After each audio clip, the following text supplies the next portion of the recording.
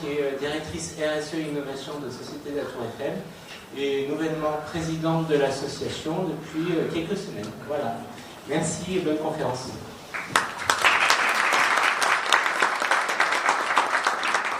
Bonjour à tous. Merci beaucoup, Loïs. En ma qualité... pensez à changer la photo, Loïs, parce qu'elle est plutôt dans l'actualité. Merci. Dans ma nouvelle qualité de présidente de l'OID, que je vous souhaite la bienvenue aujourd'hui, vous qui êtes venus si nombreux, presque, enfin, c'est jamais trop nombreux, mais trop nombreux pour les places assises en tout cas, pour venir prendre connaissance de l'analyse du baromètre de l'immobilier responsable. Comme chaque année, c'est un rendez-vous annuel auquel nous tenons et qui s'est enrichi cette année de 2 nouvelles catégories, mais je laisserai Claire Meunier et Constance Magnus vous présenter le travail riche d'enseignements qu'elles ont mené. Et je ne vous dévoilerai pas tous les secrets de cette nouvelle présentation tout de suite. Pour ma part, je m'interroge sur l'articulation de plus en plus incontournable entre le financier et l'extra-financier. La taxinomie nous a déjà invité des indicateurs financiers dans une réglementation extra-financière. On a eu la grille Afrexim, maintenant la grille IFPIM, ce qui montre bien la sensibilité de ces acteurs financiers sur des sujets extra-financiers. Donc, on peut se poser la question, est-ce qu'on est arrivé au stade où une entreprise prend des décisions en fonction de critères extra-financiers? Est-ce qu'on décide d'investissements ou on renonce à des investissements sur des critères pour des raisons environnementales? Personnellement, je ne pense pas que ce soit encore le cas, notamment parce que le constat est que les critères ESG ne sont pas encore suffisamment, ne participent pas suffisamment aux prises de décision des entreprises. Alors, pourquoi ? Certainement parce que les entreprises ne sont pas structurées pour le faire. La place de l'ESG n'est pas encore au bon endroit. Seules les grandes entreprises ou les entreprises engagées depuis très longtemps sur ces sujets ont une direction RSE dédiée. Mais les autres qui ont été plus surprises ou qui n'ont pas eu le temps marient les directions RSE avec d'autres métiers très souvent. Et dernièrement, on voit une tendance à placer l'extra-financier au sein des directions financières. Et là, c'est un vrai problème parce que ça empêche vraiment le caractère extra-financier de venir contrebalancer, équilibrer le pouvoir du financier.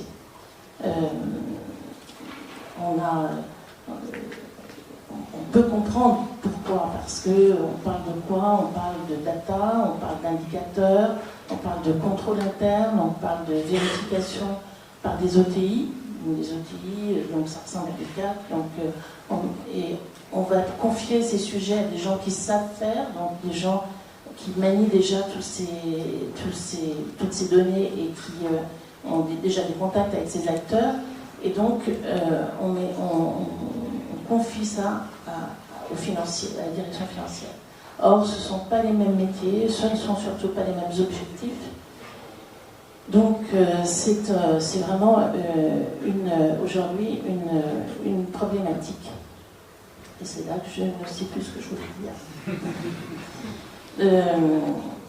Oui, donc pourquoi? Parce que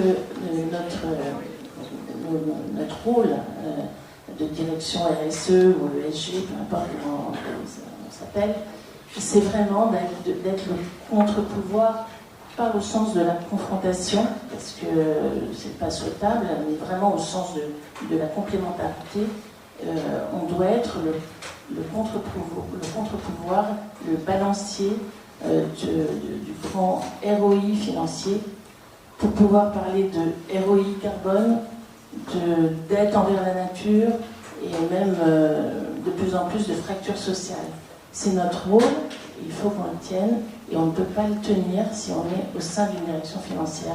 On doit le tenir à côté des directions financières. D'ailleurs, je ne sais pas si c'est un hasard, mais notre directrice générale a fait déménager le financier à côté de mon bureau, donc j'y vois un bon signe.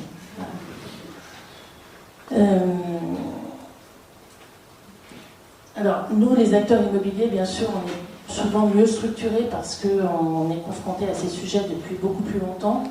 Et donc, c'est ce que le baromètre de l'immobilier responsable qui va vous être présenté confirme et démontre. Presque 100% des acteurs de l'immobilier ont une direction ESG associée, voire des comités spécialisés. Les enjeux climatiques, bien sûr, énergie et carbone, sont largement couverts. On sait que ce sont les plus anciens, les mieux maîtrisés, donc on n'est pas étonné non plus. Il y a d'autres nouvelles plus pertinentes, mais en gros, malgré un contexte géopolitique, économique, immobilier très difficile, on peut malgré tout dire, et les chiffres le montrent, que nous sommes sur la bonne voie. Resteront maintenant à adresser ce que nous devons à la nature, parce que ça c'est encore un sujet qui est peu traité, et comment faire évoluer notre modèle d'affaires. Ça, ce sont deux sujets, ce sont deux attendus de la CSRD, donc ça tombe plutôt bien, on va être obligé de le faire. Donc, voilà. En conclusion, je vais faire un appel au don, mais au don de donner. Parce que pour faire le travail qu'a fait l'équipe de l'OID, largement méritante, il faut des données, on a besoin de données, donc on a besoin de membres non seulement adhérents, mais également, Joïs, le mot, participants, enfin participatifs, contributeurs, merci Jean-Yves. Voilà. Donc on a besoin de contributeurs, donc n'hésitez pas, au-delà de l'adhésion à l'OID, de venir contribuer à ces benchmarks, que ce soit celui du baromètre de l'immobilier responsable, comme celui de la performance énergétique d'ailleurs, qui sera présenté prochainement. Merci beaucoup. Je laisse la parole à Claire et à Constance qui vont enfin vous présenter le baromètre de l'immobilier responsable.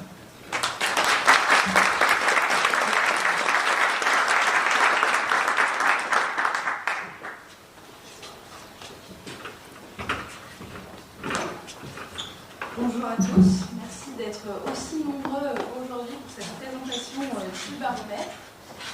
Alors après cette introduction, donc on va voir les fameux résultats du baromètre. On aura ensuite une petite session de questions-réponses. Donc n'hésitez pas, si vous avez des questions sur ce qu'on va présenter, à les noter dans un coin de votre tête, vous pourrez les poser juste après. Et puis on enchaînera sur une table ronde animée par Christian de Kerangal sur justement en effet ce que disait Loïs, c'est-à-dire immobilier aujourd'hui dans un contexte chahuté. Et vous pourrez également poser quelques questions aux intervenants pour finir cette session.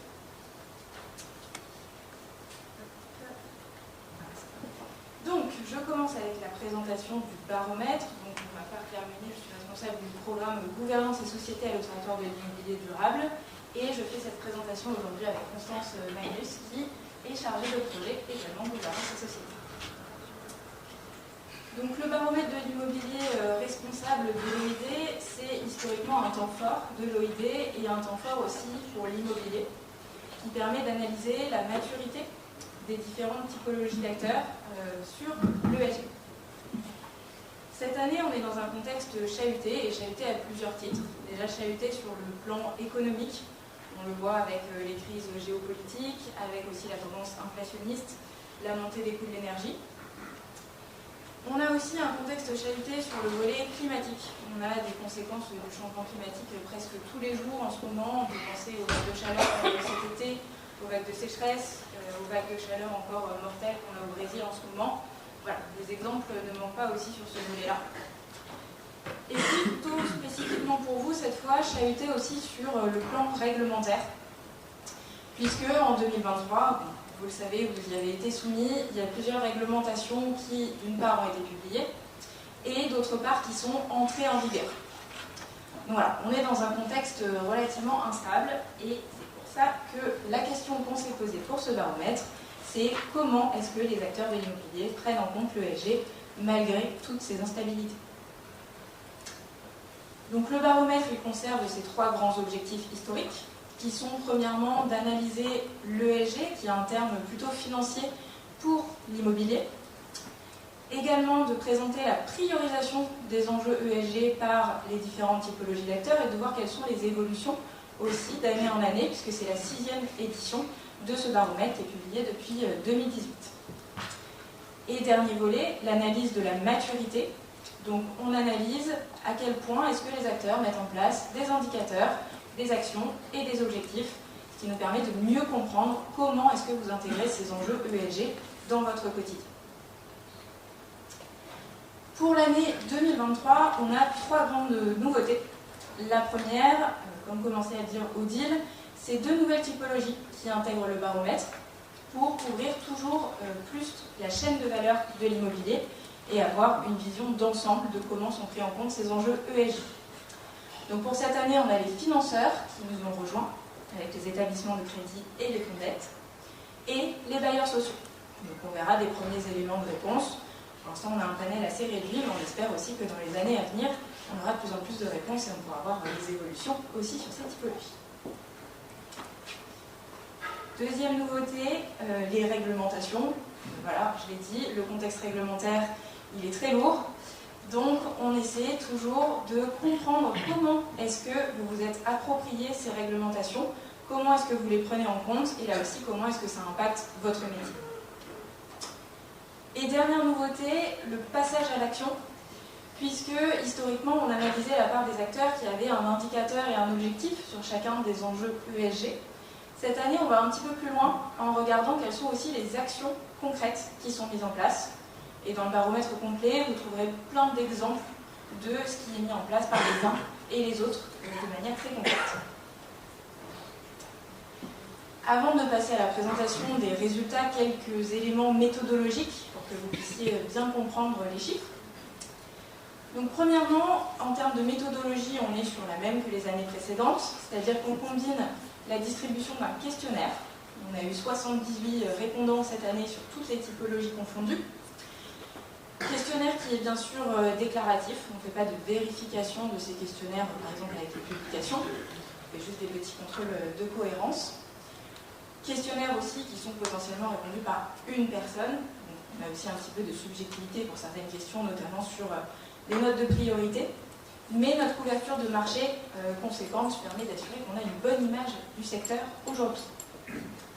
Et puis pour compléter ces chiffres, on mène des entretiens, on a mené une quinzaine cette année, qui nous permettent de comprendre un petit peu plus finement ces chiffres, de les interpréter et d'aller plus loin, notamment sur tous les aspects réglementaires.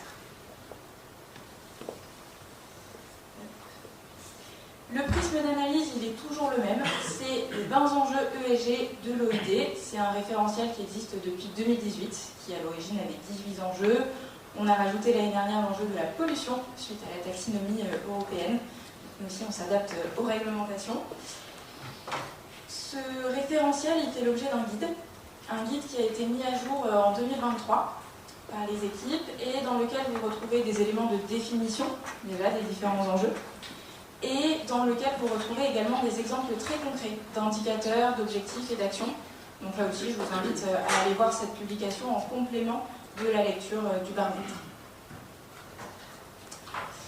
Maintenant, pour revenir au périmètre de cette année, vous voyez qu'on a 6 typologies d'acteurs.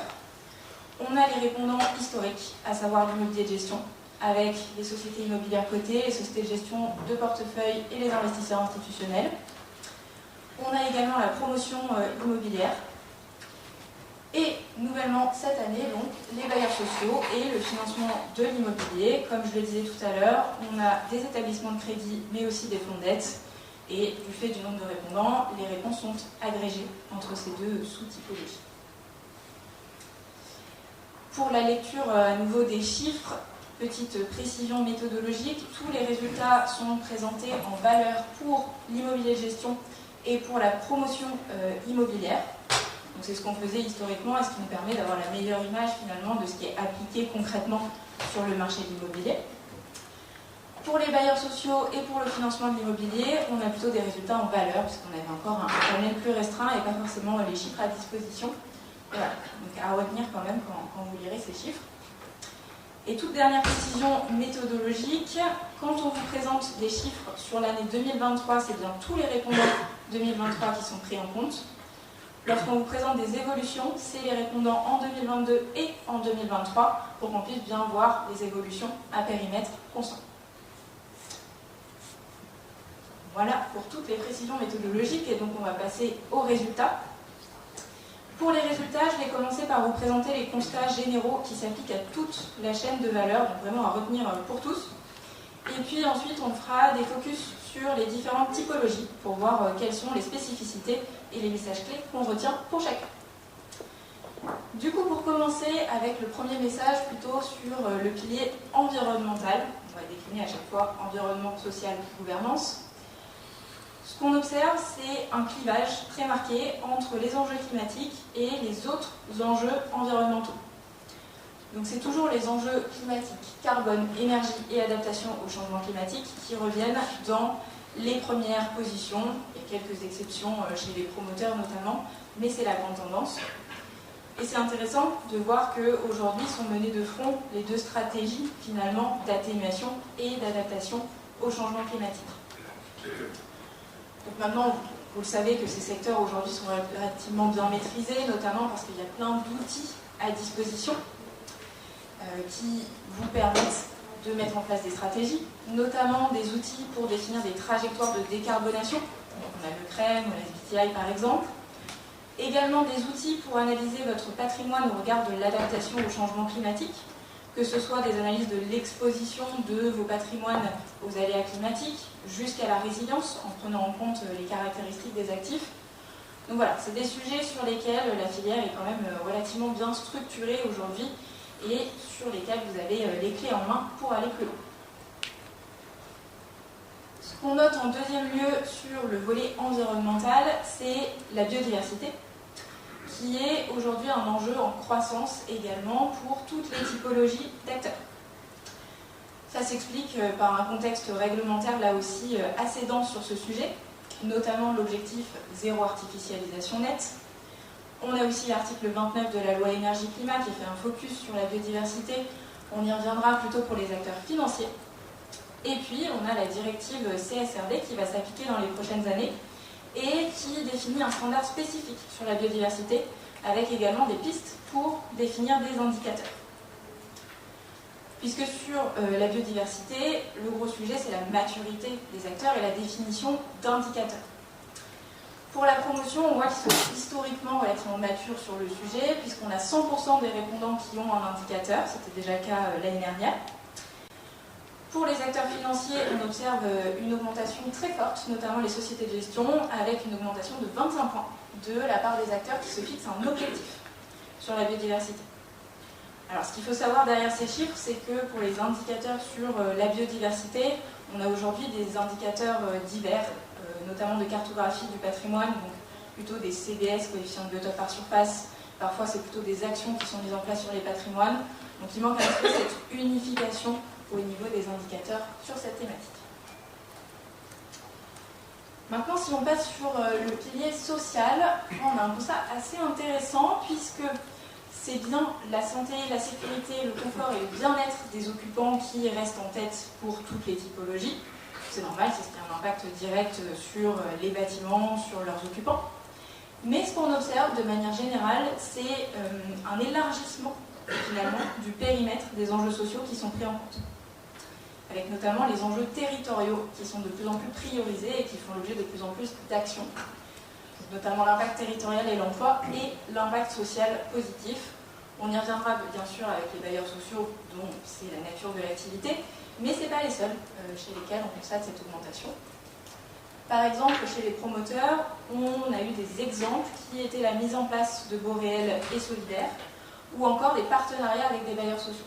Donc ces partenariats, ils montrent bien aussi toutes les synergies qu'il peut y avoir au sein de la chaîne de valeur immobilière.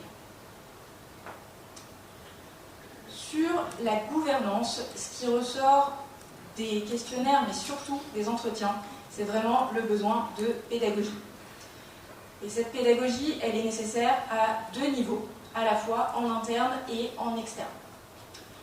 En interne, je parle de formation des collaborateurs, sachant qu'il y a l'aspect formation, sensibilisation de tous les collaborateurs à ces sujets, et puis potentiellement des approfondissements pour les équipes qui sont concernées par les nouvelles réglementations, par les nouveaux modes constructifs, à décliner aussi en fonction de vos différents métiers. Et l'enjeu externe, il est sur la communication, la pédagogie vis-à-vis de vos parties prenantes, que ce soit des investisseurs, des locataires, pour définir des messages clés et aussi des indicateurs qui soient clairs et compréhensibles par tous. Puisque finalement le deuxième défi en termes de gouvernance, c'est bien la donnée extra-financière, qui prend toute sa place notamment via ces différentes communications, ces différents reportings qui sont exigés. Et on a vu ensemble lors des entretiens que vous rencontriez des difficultés un petit peu à toutes les étapes de la chaîne de valeur aujourd'hui. De la définition des indicateurs de reporting, si on pense aux indicateurs réglementaires, il y a encore des questions d'interprétation qui se posent, pour prendre un exemple, la taxinomie bien sûr. On a aussi des questions sur la collecte des données, avec la collaboration nécessaire avec les parties prenantes qui est plus ou moins facile, plus ou moins mature aujourd'hui. Une très forte question autour de la fiabilisation de la donnée, pour être sûr de la donnée qu'on présente. Et ce qu'on observe, c'est qu'on a le recours à un organisme tiers indépendant, donc à une vérification externe qui est en croissance. On a une augmentation de 20 points à la fois pour les sociétés de gestion et pour les investisseurs. Et le dernier enjeu, j'en ai déjà parlé, la communication. Vraiment avoir des messages qui soient clairs, mais aussi comparables entre acteurs. Voilà un peu pour tous les constats généraux. Maintenant, on va passer à la présentation typologie par typologie. Constance, je te laisse commencer. Merci Claire.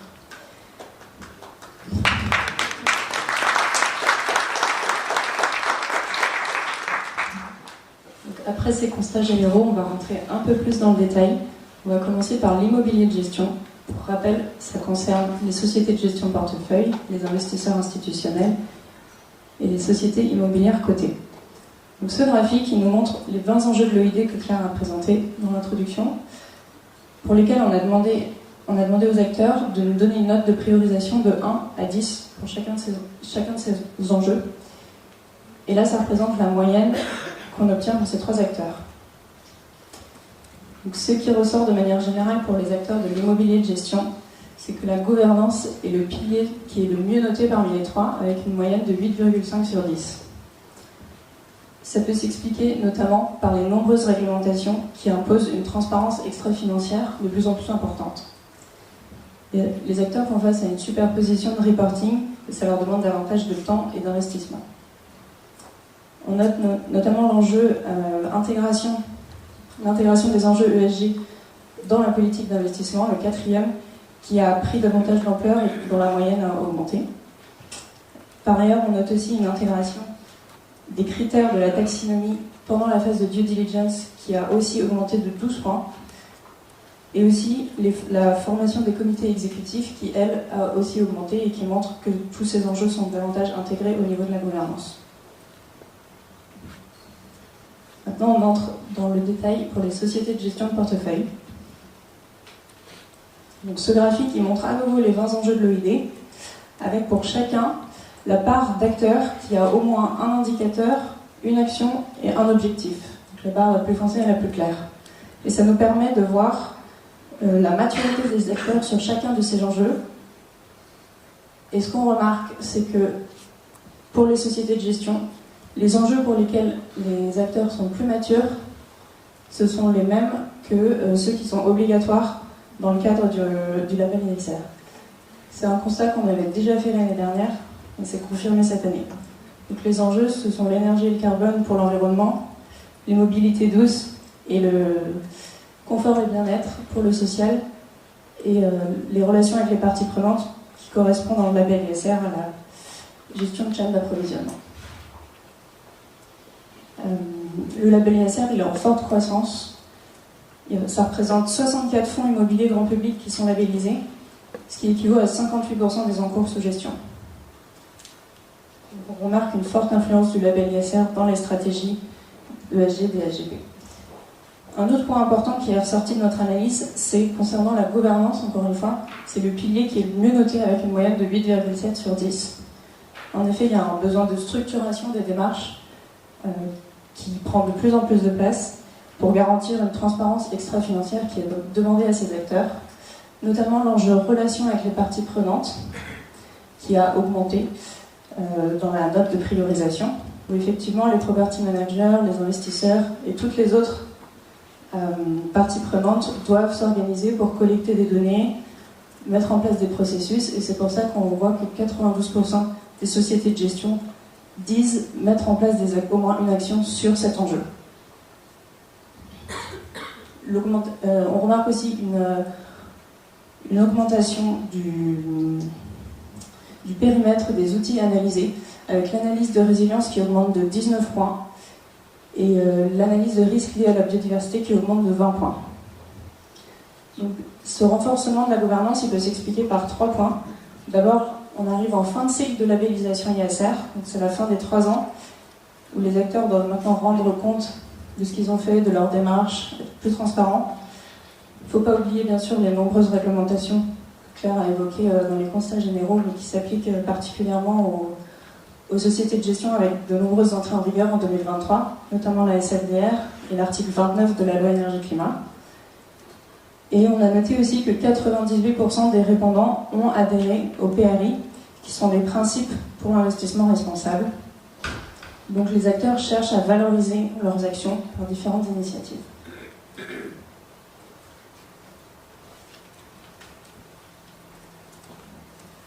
Pour les investisseurs institutionnels maintenant, on a noté une augmentation de la note de priorisation, donc ce grand graphique avec les 20 enjeux, pour 3/4 des enjeux.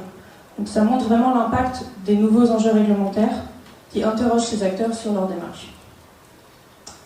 Ce qui est notable ensuite, c'est la maturité des investisseurs sur les enjeux énergie et carbone. C'est d'ailleurs la seule typologie qui priorise l'énergie un tout petit peu plus que le carbone. C'est plutôt le carbone en tête pour toutes les autres. Donc pour l'énergie, on a noté des actions très concrètes et vraiment une volonté d'avoir un impact. Par exemple, 96% des investisseurs mettent en place au moins une action. Les exemples qui nous ont été cités sont des travaux de rénovation impliquant des CAPEX et aussi des politiques d'exclusion basées sur des DPE, où on exclurait les actifs qui auraient des DPE inférieurs à eux. On note aussi une utilisation croissante des outils de définition de trajectoire de décarbonation. C'est le cas de manière générale, mais pour cette typologie, il y a plus 48 points, donc c'est vraiment parlant. Et on note aussi que 2/3 des répondants utilisent l'outil CREM. Donc le recours à ces outils, il est favorisé par les exigences de l'article 29 de la loi énergie-climat. Et une autre thématique de cette réglementation, c'est la biodiversité. La biodiversité, elle reste plutôt en fin de classement de priorisation avec la note de 6,4 sur 10, mais on note tout de même une augmentation d'un demi-point. Il y a en effet 80% des investisseurs qui disent avoir au moins un indicateur et la moitié qui mettent en place des actions.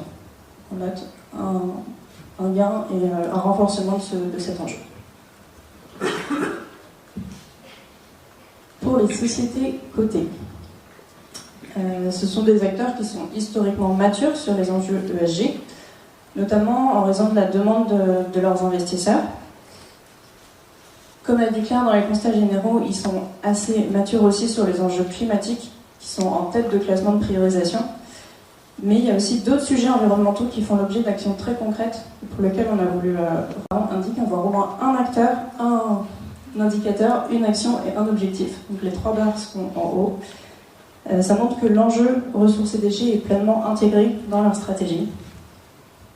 On a noté comme exemple la valorisation des déchets et les sensibilisations des locataires par rapport au tri.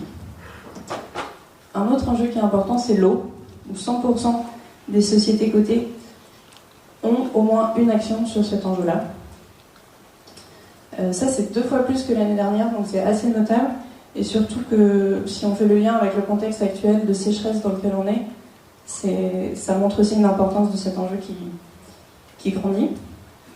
On a noté des exemples de dispositifs qui ont été mis en place, comme des équipements hydroéconomes et lors de rénovations plus lourdes, l'installation de dispositifs de récupération des eaux pluviales.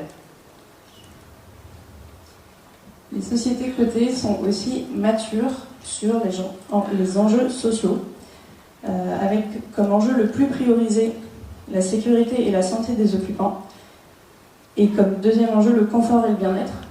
Et c'est sur cet enjeu-là que les actions, objectifs et indicateurs se concentrent le plus.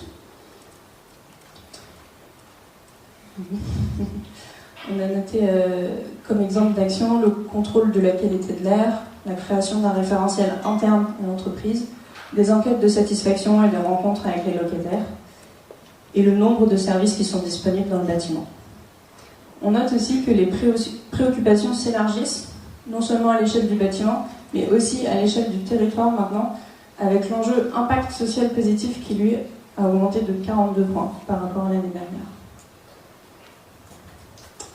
Concernant la taxonomie maintenant, les sociétés immobilières cotées ont dû, en 2023, calculer leurs indicateurs d'alignement taxonomique pour la première fois, pour les sociétés qui sont soumises à des PEF. Donc ça nous donne un aperçu de la part de durabilité des activités de ces acteurs. Les activités de gestion, elles sont fortement éligibles. Pour rappel, les activités de construction, de rénovation et d'exploitation sont éligibles, donc il n'y a pas trop de surprises. Par contre, on remarque que la part d'alignement taxonomique pour le chiffre d'affaires, par exemple, elle est en moyenne de 31% parmi les chiffres qu'on a collectés. Donc c'est assez faible par rapport à l'éligibilité qui, elle, s'approche de 100%. Ça reflète aussi la volonté d'élitisme de la taxonomie et la difficulté de répondre à certains critères.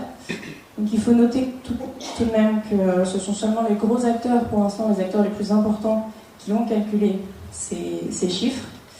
Et il y a encore certaines zones d'ombre sur les critères techniques, sur l'interprétation de certains critères techniques. Donc ces chiffres, ils sont en évolution, c'est la première année. Il faudra suivre ça l'année suivante. Et il y aura davantage d'uniformisation sur l'interprétation des critères.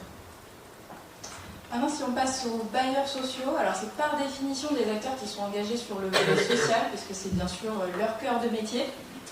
Et donc, ils placent ce pilier en moyenne en première position entre le E, le S et le G, avec une moyenne de 7,6 sur 10 sur tous les enjeux.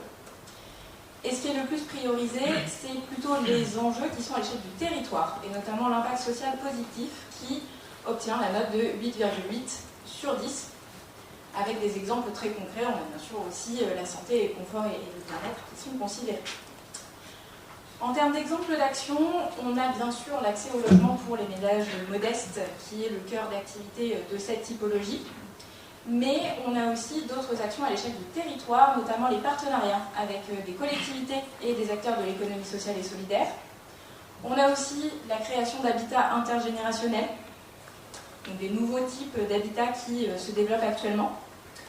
Et puis, cette typologie, finalement, ce qu'on en retient, nous aussi, des entretiens, des échanges qu'on a pu avoir, c'est la proximité qu'ils peuvent avoir avec leurs locataires, avec les habitants, notamment avec la mise en place, par exemple, de gardiennage ou de systèmes de médiation, de médiateurs à disposition des occupants, et une attention accrue sur les charges locatives et la maîtrise des charges locatives, ce qui est d'autant plus important en fonction du public visé. Et la maîtrise de ces charges locatives, aujourd'hui, elle a un enjeu fort autour de l'énergie, bien sûr, avec l'augmentation du coût de l'énergie. Donc ce qui est très intéressant avec tout ça, c'est qu'on voit qu'il y a un lien très fort entre enjeux environnementaux et sociaux. Puisque, au-delà donc, pour l'aide à la maîtrise des charges locatives, les acteurs mettent en place des actions concrètes sur cet aspect énergétique et des actions ambitieuses. Donc, on voit notamment la sensibilisation des locataires, mais aussi des travaux de réhabilitation, qui incluent des CAPEX, donc des travaux lourds, et également des exclusions sur la base des DPE, les DPE EFG qui sont exclus par exemple, en anticipation en fait de la réglementation sur les DPE logements. Donc, on voit quand même une bonne ambition sur ces sujets-là, et c'est intéressant parce que ça montre toutes les synergies qu'on peut faire finalement entre les actions sociales et environnementales. Donc pour les bailleurs sociaux, en termes de gouvernance, ils sont en cours de structuration de leur démarche RSE. C'est plutôt le terme RSE que ESG.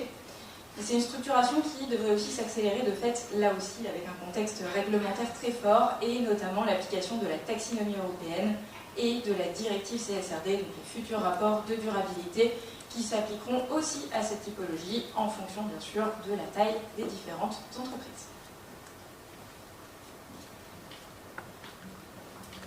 On reprend maintenant pour la typologie de la promotion immobilière. Donc, il y a un contexte réglementaire très fort qui s'applique aux promoteurs immobiliers, notamment en termes d'artificialisation des sols avec l'objectif ZAN, en termes de performance énergétique avec la RE 2020 et en termes de transparence extra-financière avec la taxinomie. Donc, pour ce qui est du cadre réglementaire français et l'objectif ZAN qui s'applique pour les promoteurs immobiliers d'ici 2050, on remarque que l'enjeu biodiversité est très priorisé chez les promoteurs. Dans le classement des 20 enjeux, il est en 4e position et cet enjeu a gagné 3 places par rapport à l'année dernière. Il y a en effet 100% des promoteurs qui indiquent avoir un indicateur et 80% qui mettent en place des actions. Les exemples qui sont cités sont en relation avec l'objectif de zéro artificialisation nette, qui appelle à une révision du schéma d'urbanisme et à une diminution des constructions neuves. En effet, les promoteurs nous ont cité des exemples où ils vont vers davantage de projets à biodiversité positive, de restauration des espaces, et vers davantage de rénovation et de réhabilitation.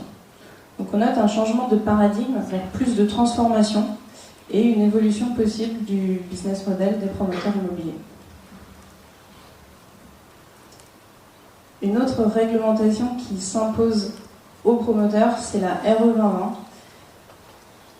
qui est obligatoire pour toutes les constructions neuves, qui impose des seuils en termes de demande en énergie primaire pour les bâtiments, et aussi de calcul d'empreinte carbone tout au long du cycle de vie des bâtiments.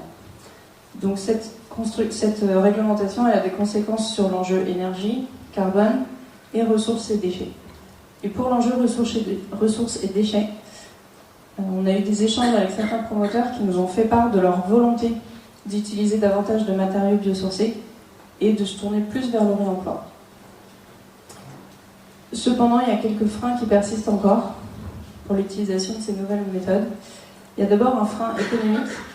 La déconstruction sélective et l'utilisation de matériaux biosourcés peut être plus coûteuse, notamment encore plus dans un contexte d'inflation dans lequel on est en ce moment.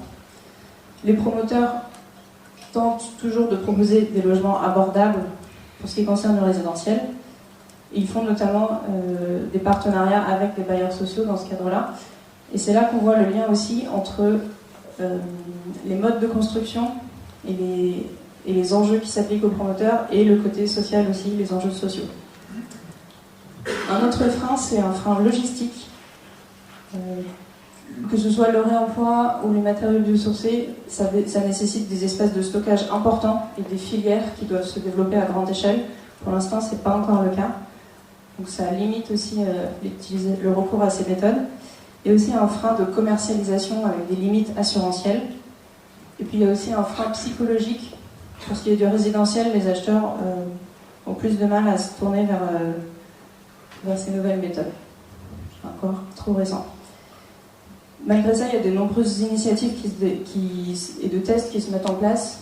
Et on note quand même que la filière va se développer petit à petit et est en bonne voie.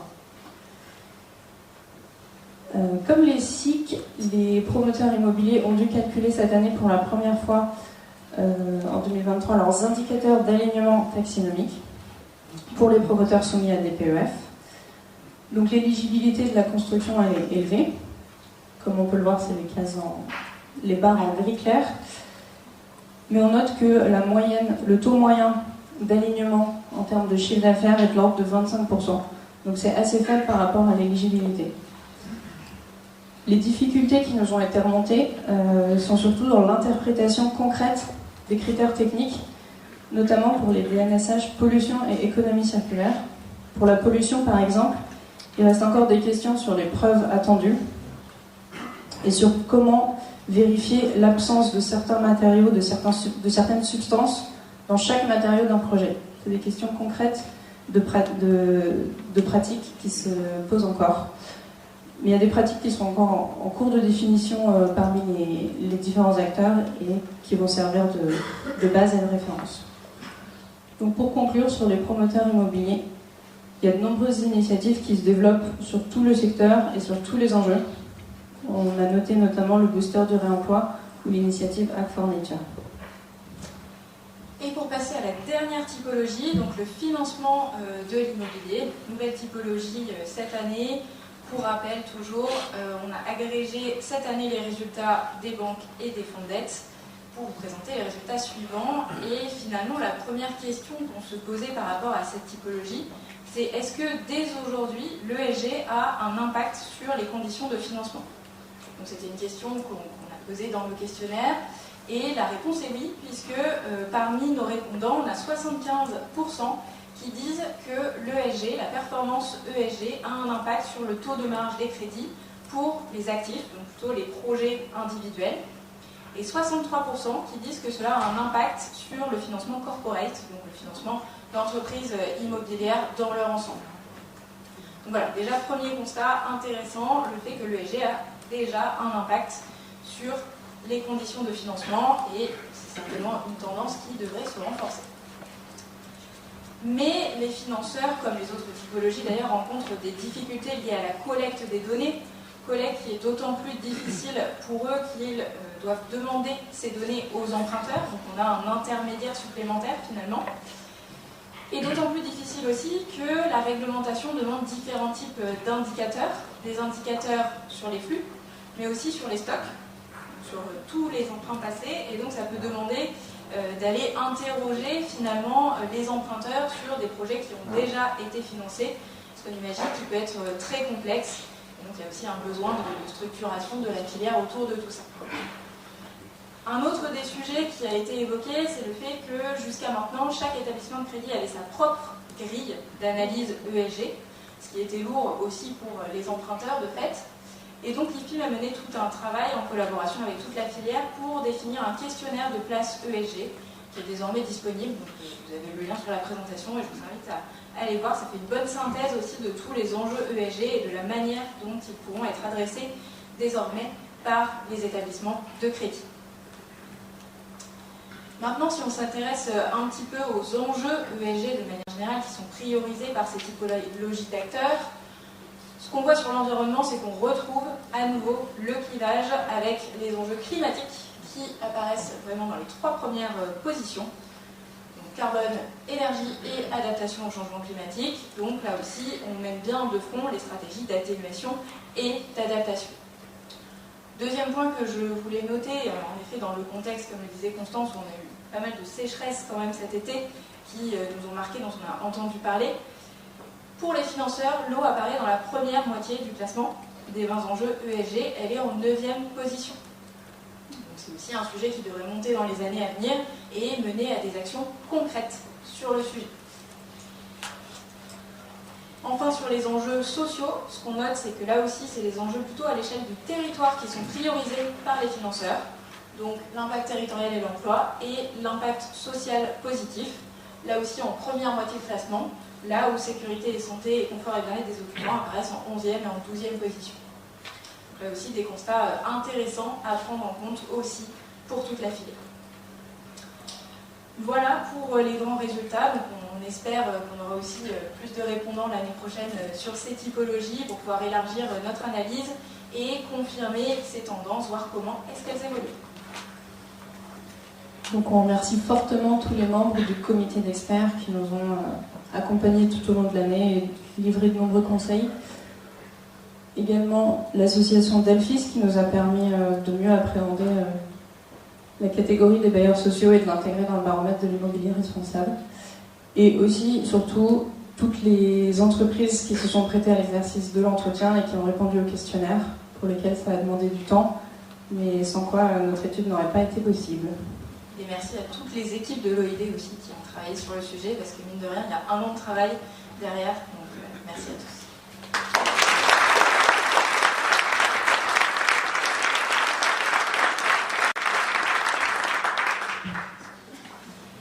Maintenant, on a un petit temps de questions-réponses, donc si vous avez des questions, vous pouvez peut-être lever la main, puis on vous fera passer un micro.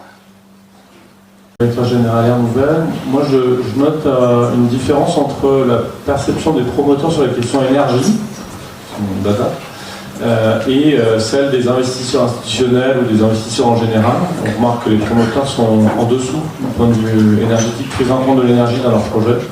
Est-ce qu'il y a une interprétation possible sur ce thème? Bonne question. Alors c'est vrai qu'on ne s'attache pas trop à comparer les typologies entre elles. L'idée c'est plus de montrer la maturité de chacune. Je pense que l'énergie est de toute façon bien intégrée par les promoteurs via les réglementations. Donc c'est peut-être aussi pour ça qu'ils le priorisent un petit peu moins, parce que c'est intégré dans les pratiques réglementaires.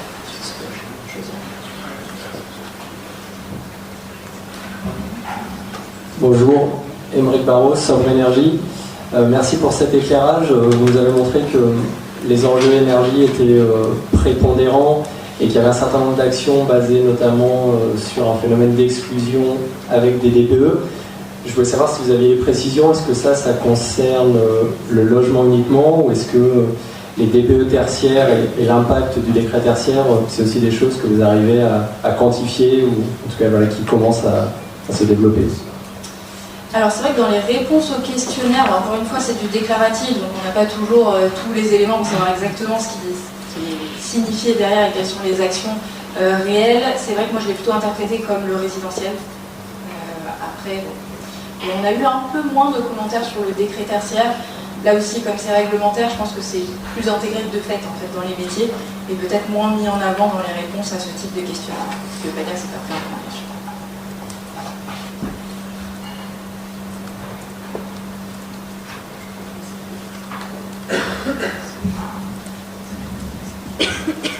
Merci pour cette présentation, Maxence Valls chez Parallèle Invest. Je me posais la question de savoir si les opérateurs que vous avez interrogés vous ont fait part d'une baisse des marges suite à la prise en considération de différents éléments, que ce soit concernant la biodiversité, l'énergie, l'impact social, etc., sur leurs opérations.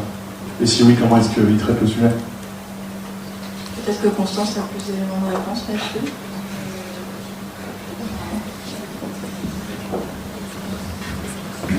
C'est une bonne question, mais non, ça ne me dit rien. Je ne crois pas qu'on en ait parlé pendant les entretiens. Non, c'est plus toujours trouver le bon équilibre en fait entre en effet la marge et la dimension coût, et quand même avoir une bonne performance, aussi répondre aux exigences réglementaires, répondre aux exigences des locataires. En fait, ce qui nous revenait, c'était plutôt la difficulté de combiner tout ça plutôt que la variation sur telle ou telle idée.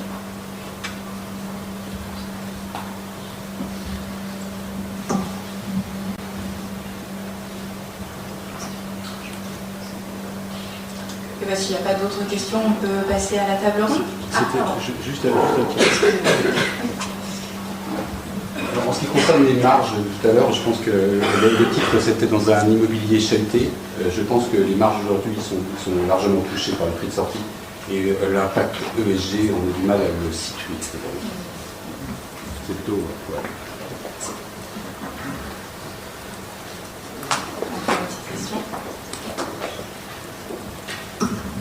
Bonjour, merci pour cette présentation. Une question sur les différents piliers sur lesquels vous avez 100% des acteurs qui ont un critère, un objectif, etc. Est-ce que vous avez une évaluation des similarités? Est-ce que c'est souvent le même critère ou le même objectif? Et sinon, est-ce qu'il y a une grande variation dans ces critères et objectifs?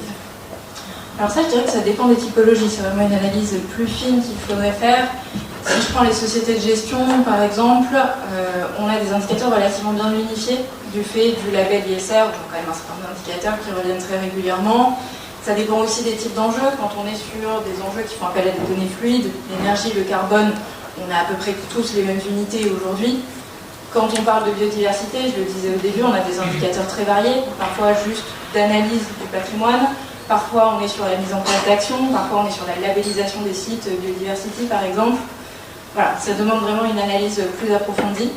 Si vous voulez retrouver des exemples d'indicateurs d'action et d'objectifs, on en a dans le guide des 20 enjeux qui se base sur les réponses de l'année précédente du baromètre. Donc ça vous donne quand même un bon aperçu des réponses un peu plus détaillées qu'on a pu avoir.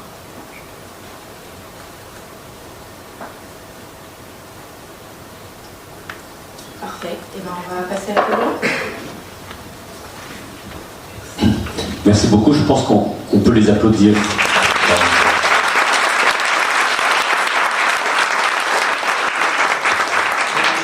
Et je propose à nos 4 intervenants de venir nous rejoindre.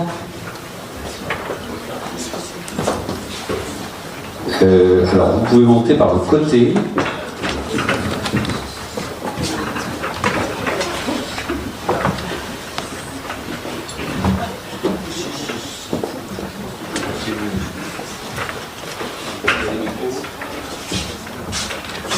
Peut-être encore un.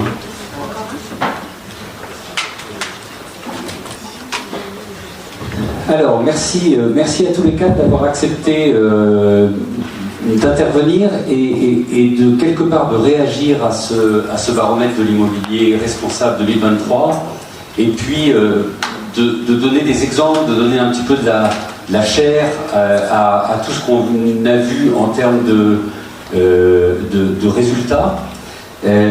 Alors, de gauche à droite, pour vous présenter Jean-Éric Fournier, qui est donc directeur du développement durable chez Covivio et qui préside aussi la commission développement durable au sein de la Fédération des entreprises immobilières. Priscilla Leprielec, qui est directrice des financements immobiliers à la Banque Postale et qui a co-dirigé le groupe de travail de l'IFPIM sur l'élaboration de la grille ESG. Donc gros travail, on en reparlera. Néla Krier, qui est responsable du développement durable et de l'ISR chez BNP Paribas Reine. Et enfin Maxime Langtuy, qui est directeur général adjoint en charge du développement chez Wood & Henry. Alors, la première chose que j'ai envie de vous demander, quand on voit tous ces résultats, que vous nous présentiez en quelques mots votre activité, mais quelles sont aujourd'hui vos priorités, les points que vous adressez en priorité, et puis quelles sont les difficultés rencontrées. Alors c'est évidemment très large, mais je vais vous demander peut-être 3 priorités, et puis dans les difficultés vous en mettrez 1, 2 ou 3, on verra. On va peut-être commencer par Jean-Éric. Bonjour à tous, bonjour à toutes. Écoutez, alors sur la Fédération des entreprises immobilières, on regroupe 32 entreprises, cotées le plus souvent, qui représentent les bureaux 46%, commerce 33%, hébergement 15%. On a 2 foncières solidaires, on a une foncière spécialisée sur la logistique. Alors je ne vais pas faire tous les pourcents, donc vous avez déjà la tendance qui est quand même très tertiaire. Sur les sujets, on a bien sûr une actualité telle qu'on l'a vu, à la fois tous les sujets autour de la CSRD, le reporting, la taxonomie, et puis dans les grands items, pas très original, c'est ce qui a été indiqué, à la fois les sujets autour du carbone. Depuis 3-4 ans, c'était vraiment le carbone.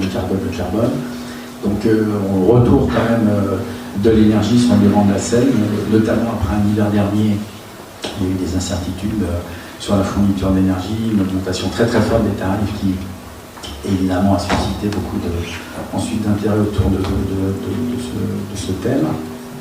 Tout ce qui est adaptation, changement climatique.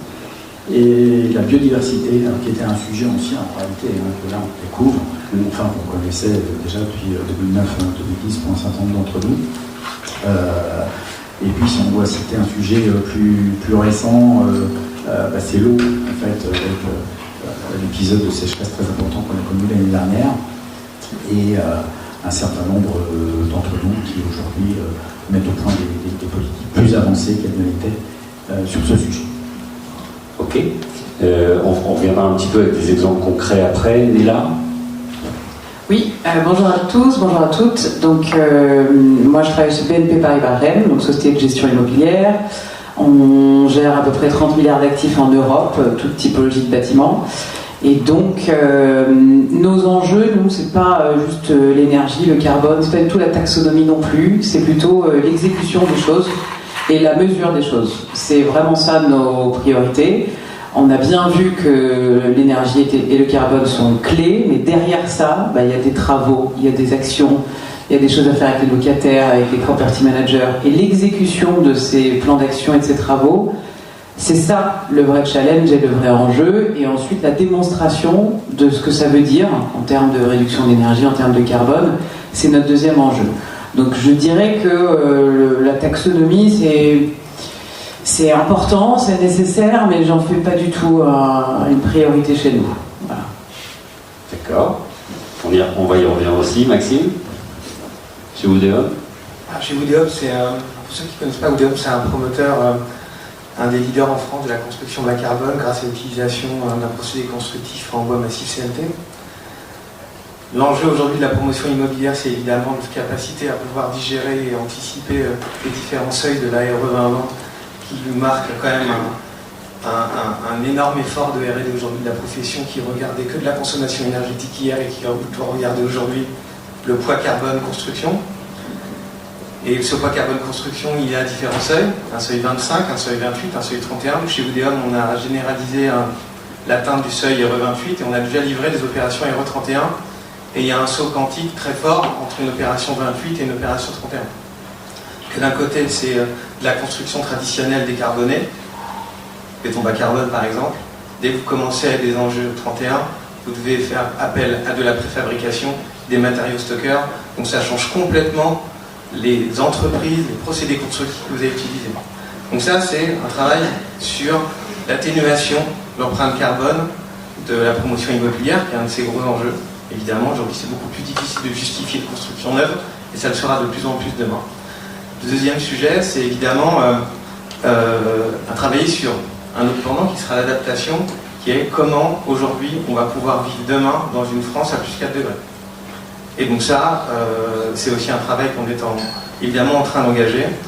Un troisième point, c'est aussi, une de nos priorités, c'est maximiser la contribution sociétale de ce qu'on fait. Aujourd'hui, on a une hypertrophie en fait, de l'empreinte environnementale de la construction. On y travaille, on essaie de gommer cette empreinte environnementale négative qui est aujourd'hui reprochée à un promoteur. C'est en cours. Deuxième sujet, c'est faire des opérations qui ont évidemment un intérêt sociétal, loger les Français, mais qui soient également contributives, en tout cas de services à proximité, qui tendent la main en fait à des usages adjacents en ville. Et ça, ça facilite l'acceptation des projets. Donc voilà aujourd'hui 3 enjeux sur lesquels on travaille. Merci. Priscilla, donc les financeurs ont rejoint le baromètre de l'immobilier responsable cette année, et c'est très bien. Quels sont chez vous, chez toi, les grands enjeux? Alors bonjour à toutes et bonjour à tous. Alors je vais intervenir là au nom de la Banque Postale, pardon, Kim. Au sein de la Banque Postale, et je veux dire que quelque part c'est un peu tous les prêteurs, notre priorité à tous, c'est d'abord nous assurer que l'emprunteur il va être capable de nous rembourser, de nous payer ses loyers, enfin de nous payer les intérêts grâce à ses loyers et de nous rembourser. Donc en fait, notre priorité des priorités, c'est s'assurer que l'actif il est résilient. Et pour qu'il soit résilient aujourd'hui, il faut qu'il soit ESG compliant. Donc ça, c'est un peu, on va tous un peu là-dessus. Alors, on a aussi été rattrapé par tout ce qui est réglementaire. Donc pour les banques, ce qui est très important, c'est la publication pour la première fois à partir sur la base des chiffres de 2023, donc en 2024, de notre gain d'asset ratio. Ce levier d'asset ratio est très compliqué pour les banques à calculer parce qu'il faut collecter de la donnée qui est, voilà, comme tout le monde. Nous, on est dépendant des des emprunteurs pour qu'ils la fournissent, cette donnée, et que derrière, on soit capable de la traiter et puis d'en faire quelque chose de cohérent. Donc la taxonomie nous a énormément aidé parce que finalement, ça nous a aidé à classifier tout ça, à savoir qu'est-ce qui est vraiment durable pour qu'on puisse justement publier nos fameux green asset ratios. Donc notre priorité aujourd'hui, c'est la préservation de la valeur. Donc on tient compte des sujets ESG pour chaque banque et même plus largement tous les prêteurs, parce que les fonds de dette sont soumis, comme les sociétés de gestion qu'on a vu tout à l'heure, à SLDR, article 8, article 9, etc., et la BNDSR, qui sont aussi très engagés.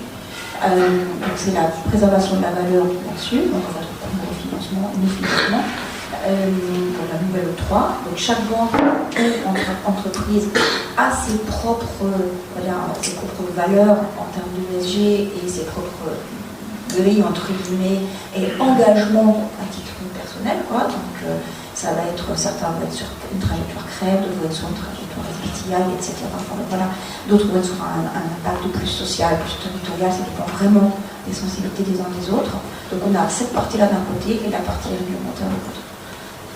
Voilà. Donc en fait on est vraiment dans ces sujets, et on va dire que 2023 a été vraiment l'année de la détermination des indicateurs, essayer de sortir des proxys et d'aller plus sur de données réelles.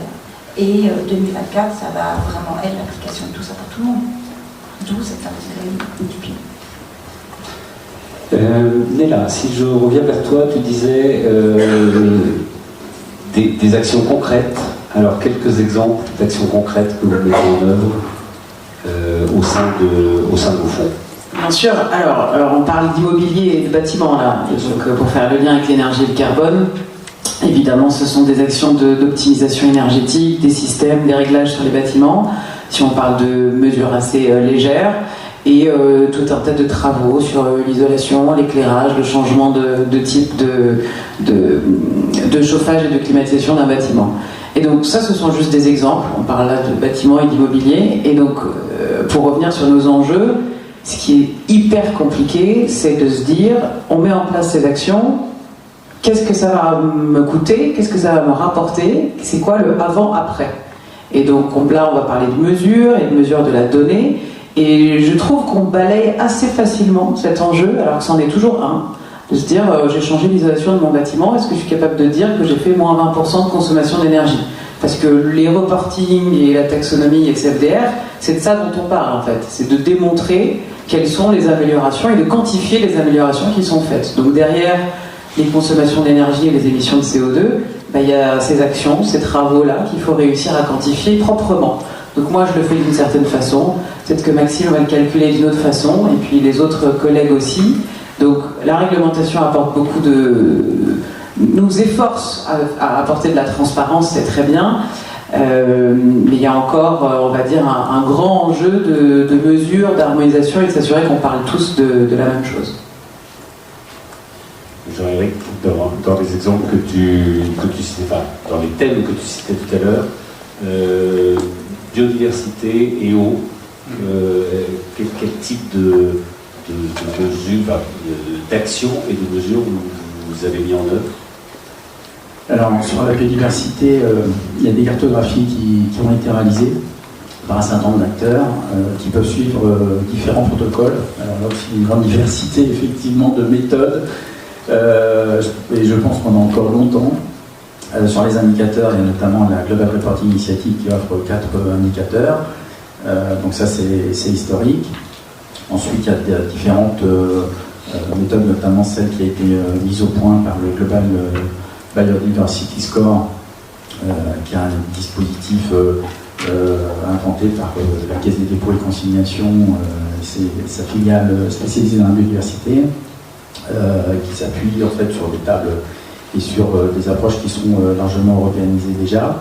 Et puis plus largement, en fait, ce qu'on va noter, c'est un passage de biodiversité à nature. Et aujourd'hui, on a, depuis quelques semaines, la TNFD, qui est le pendant nature de ce qui est la TCFD pour le carbone, qui a été mise à jour, et puis et formalisée, arrêtée. Et puis on a aussi les travaux de SBTN, qui va être le pendant de SBTI pour le carbone, Donc on voit là en revanche des éléments de normalisation à l'échelle mondiale qui sont en train de se mettre en place, même si on a encore individuellement des initiatives et des modes de calcul qui peuvent varier. Juste parce que moi je ne suis pas forcément très familier avec les deux initiatives que tu as citées, en quelques mots, qu'est-ce qui est essentiel? En fait, la TNFD, c'est des recommandations de reporting qui sont selon 4 axes, gouvernance, stratégie, etc. Et à chaque fois, on doit expliquer sur chacun de ces axes très concrètement ce qu'on a fait. Donc ça, c'est des recommandations de reporting. Et SBT, en fait, est un organisme scientifique dans la mouvance de l'ONU qui vient valider ou invalider des travaux qui peuvent être faits par un acteur pour estimer qu'ils sont en phase avec leur grille de lecture ou pas. Ok. Maxime, là encore, sur les mêmes éléments, tout ce qui a trait à biodiversité, eau, etc. Est-ce que vous traitez cela aussi? Je pense qu'évidemment. Mais... Alors, déjà, on traite par rapport à nos chantiers. Nous, on a des chantiers qui sont en filière sèche. Donc ça veut dire que nous, je suis de la biodiversité, on essaie aussi de stimuler une nouvelle industrie, qui est l'industrie CLT aujourd'hui en France, qui existe peu, qui est naissante. Et donc c'est pour ça qu'on a par exemple signé des grands partenariats avec à la fois au départ des leaders en Europe, c'était des Autrichiens, mais également en France avec Picto, où on s'est engagé par exemple à prendre 20% de leur production. Et ça permet d'encourager la structuration d'une filière de bonne ingénierie CLT et de pouvoir amortir. Aujourd'hui, une usine de CLT, ça vaut 30 millions d'euros. Donc si jamais on leur dit, nous on vous garantit 20% de chiffre d'affaires jusqu'à 2027, ça voilà, c'est une manière aussi de pouvoir encourager à des procédés constructifs différents et montrer aussi qu'il n'y a pas que le béton. Et un autre sujet, c'est que donc, nous vraiment notre vision, c'est de massifier la production, la promotion immobilière bas carbone. Comme je vous l'ai dit, c'est beaucoup plus difficile de justifier une opération immobilière neuve demain. Et ça le sera de plus en plus. Donc ça veut dire que vous devez jouer sur tous les compartiments. Le compartiment du carbone, c'est une chose, le compartiment énergétique en est une autre. Aujourd'hui, on garantit du DPE A ou B, là où quasiment la totalité de la promotion est assez. Et ça permet de générer aussi une certaine préférence vis-à-vis des investisseurs qui se diront, j'achète avec Oudéum, je sais acheter du A ou du B. Deuxième sujet aussi, qui ne sont pas forcément que des sujets environnementaux, c'est les conditions de travail sur le chantier et les conditions d'un chantier tout court. Une toupie de béton, c'est 6 à 8 mètres cubes de béton pour un chantier, pour Oudéum. Un camion de CLT, c'est 50 mètres cubes de bois. Donc là, vous êtes en train de dire que vous êtes entre 6 et 8 fois moins de rotation de camion sur le chantier. Ça vous change complètement l'environnement. Ça, c'est le premier sujet. Deuxième sujet, comme c'est en filière sèche, tous les panneaux de 15 mètres par 2 mètres 50 arrivent prédécoupés au millimètre près et le chantier il avance au bruit des visseuses. Il n'y a rien de destructif dans le travail des gens qui travaillent sur le chantier. Et les gens qui font du chantier bois, ils ne veulent pas revenir à des chantiers béton, contrairement où un béton, on coule du béton entre deux planches et puis après on perce pour faire des réservations. Donc voilà, ça c'est différents compartiments qu'on essaie de pousser pour montrer qu'on peut avoir un autre standard de promotion immobilière. Et ça, on a envie d'emmener nos parties prenantes avec ça, les collectivités, et également challenger, en tout cas, anticiper ce que sera la trajectoire que nous a été donnée par la réglementation. Voilà, puis après, le sujet de la biodiversité, c'est aussi un sujet qui est capital pour nous. On a un sujet aussi de réhabiliter et redonner envie à la vie en ville. Le sujet de la densité est évidemment souhaité pour plein de raisons, mais aussi rejeté pour d'autres. Donc, le sujet de l'impact de la biodiversité, des îlots de chaleur et de la présence avec la nature, la biophilie, ça, c'est des actes de travail qu'on a quasiment systématiquement dans toutes nos réponses. Alors, pour revenir sur l'une des questions et le titre de la conférence de ESG d'immobilier dans un contexte qualité, je voudrais vous poser la question de l'impact de la crise sur vos stratégies ESG. Est-ce qu'il y a des choses que vous mettez de côté? Est-ce qu'il y a des choses que vous mettez en pause? Est-ce qu'au contraire, vous considérez qu'il faut accélérer? Et quel impact ça peut aussi avoir, le cas échéant, sur vos business models? Peut-être Néla? Oui, bien sûr. Alors, est-ce qu'on met des choses en pause? On est très tenté de le faire. Ben oui. Évidemment. Bon, on ne le fait pas. Donc le mot d'ordre, en tout cas sur les travaux, les capex, les budgets, était de dire on ne touche à rien et on continue à faire ce qui était prévu, même si ça a un impact financier un peu plus important en temps de crise, évidemment. Ce serait mentir de dire le contraire. Mais le parti pris est de dire on a des stratégies long terme, on est sur du long terme, donc pour préserver la liquidité et la valeur des actifs, on n'arrête rien du tout. Donc on continue les plans d'action liés à la labellisation ISR, on continue les plans d'action de décarbonation quand c'est le cas, les plans d'efficacité énergétique, et puis on n'oublie pas qu'on a la réglementation sur le dos. Quand je dis réglementation, c'est le décret tertiaire et compagnie, pas les réglementations de reporting encore une fois. Donc on ne stoppe rien, certains fonds immobiliers ça aura un impact un peu plus important que d'autres, clairement, mais on continue le cap et on continue la trajectoire. Mais c'est une question de conviction et de bon sens, quoi. En temps de crise, on est effectivement tenté d'arrêter les choses accessoires, marketing, superflues, donc c'est chouette de voir que ce n'est plus le cas, le développement durable, donc c'est bien. Ouais. Oui, même mot d'ordre. Chez Covilo. Même mot d'ordre, on garde le cap surtout, effectivement, et les capex tels qu'on a pu les imaginer pour la transition carbone, notamment pour le décret tertiaire tel que ça vient d'être cité, on va continuer à dérouler nos programmes, à la fois parce que il y a une demande, on a entendu, de la sphère financière qui va continuer à s'intensifier, de la part de nos locataires, de nos prospects, de la part d'un certain nombre de nos parties prenantes. Il y a aussi la réglementation, c'est vrai. Donc pour toutes ces raisons, il est hors de question de ralentir, et puis c'est, je dirais, bien préparer la sortie de crise. Maxime, parce que chez vous, il y a aussi une évolution de business model qui est liée aussi, alors à la fois au ralentissement de la solvabilité de la demande, je parle en tout cas en logement, et puis même de manière générale dans toute l'état affectif. Mais aussi la question sous-jacente sur la priorité à mettre de plus en plus vers la réhabilitation, la restructuration, voire la transformation. Comment est-ce que vous abordez ça? Parce que ça, c'est des gros sujets. Ouais, non, tout à fait. Ça achète quand même pas mal. Donc, en plus, l'humilité, c'est pas la première qualité du promoteur en général. Donc là, c'est une bonne crise qui nous rend bien humble. Voilà. Donc, alors, nous, on a plusieurs challenges là. Premier sujet, c'est qu'un promoteur immobilier, ça prend des positions foncières en estimant un prix de vente qui sera véritablement exercé chez le notaire dans 12 ou dans 18 mois, et en espérant que ce prix soit tenu et que les coûts de travaux soient ce qu'ils sont.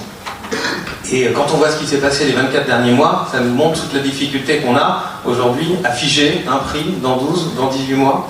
Donc et un promoteur, ça travaille sur évidemment des grosses assiettes, c'est des gros bilans, mais pour autant c'est des marges qui, si jamais vous vous êtes trompé de 3, 4, 5%, et ben vous passez d'un peu d'argent à une grosse perte, quoi. Donc voilà à peu près dans le moment dans lequel on est, ce qui crée un peu de frilosité. C'est le premier sujet. Le deuxième sujet... Je crois qu'on peut enlever un peu. Un peu. Alors, deuxième sujet, mais ça c'est un choix d'entreprise. Odeum, c'est une société de 80 personnes et qui était très parisienne, on va dire, très centralisée. Pour vous donner un ordre d'idée, c'est 25% de nos effectifs, c'est de la technique et de la R&D. Un promoteur traditionnel, c'est entre 3 et 5.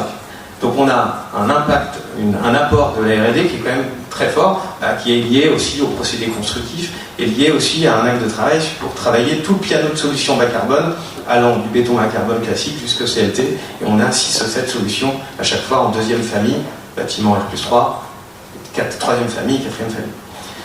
En plus, ça c'est un choix d'entreprise qui est hyper ambitieux, c'est comment on passe d'un promoteur de niche, de 80 personnes, à un leader national français, et on utilise ce moment, qui est un moment de un peu reconfiguration du marché, pour en faire un leader de la promotion bas carbone sur le territoire.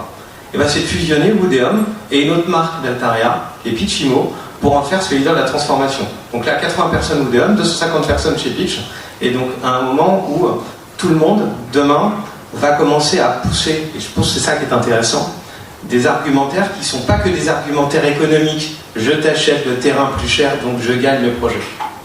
Non, c'est je t'achète un terrain, et comme j'ai montré aux collectivités que je sais faire une opération immobilière avec un autre standard, et ben au final, on fait confiance, on génère de la préférence, de l'attention et de la curiosité pour des procédés constructifs nouveaux, et on pousse beaucoup plus des données qui sont des sujets environnementaux ou sociétaux, comme les quelques exemples que j'ai pu vous donner tout à l'heure.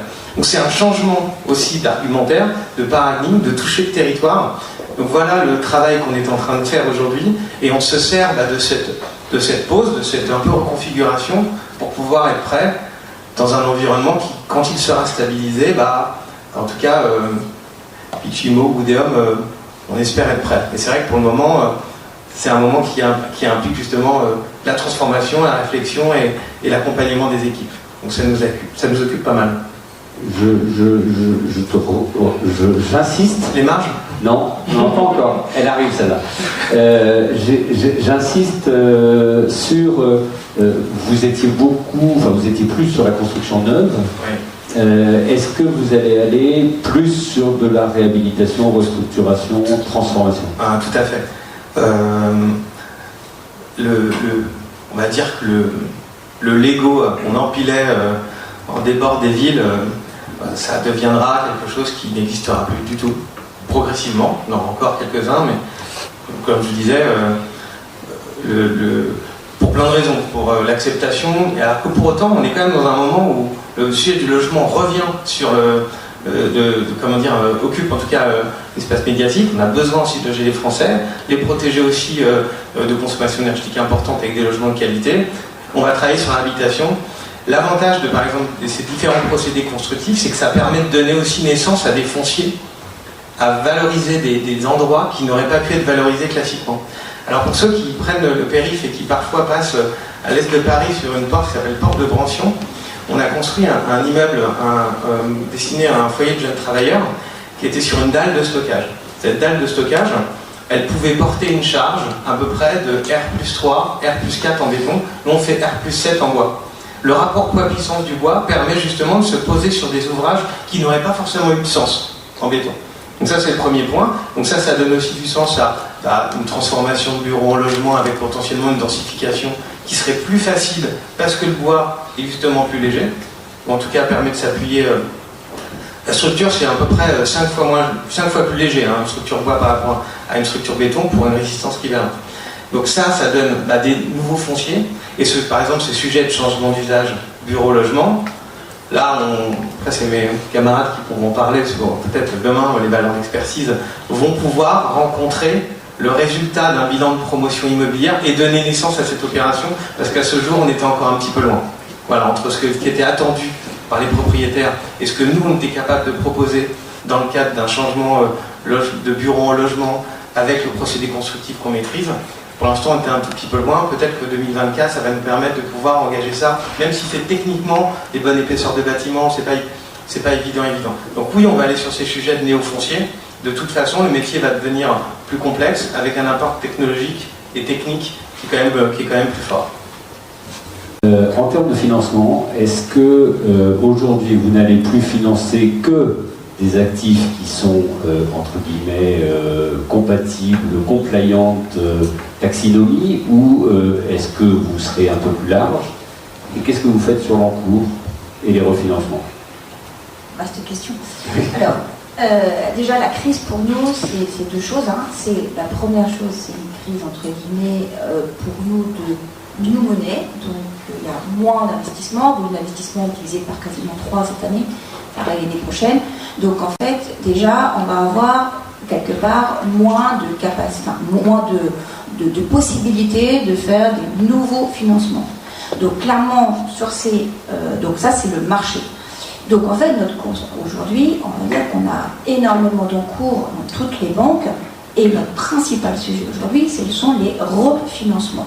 Donc là, c'est là qu'on arrive au stock. Donc sur le stock de financement qu'on a aujourd'hui, donc d'immeubles que l'on finance, évidemment, il y en a certains qui sont très vieux, qui doivent faire l'objet d'une adaptation, donc ne serait-ce que pour être en accord avec les décrets tertiaires. Donc ce qu'on demande à minima, c'est déjà ça. Donc ça, c'est la première chose pour accepter d'aller dans le refinancement.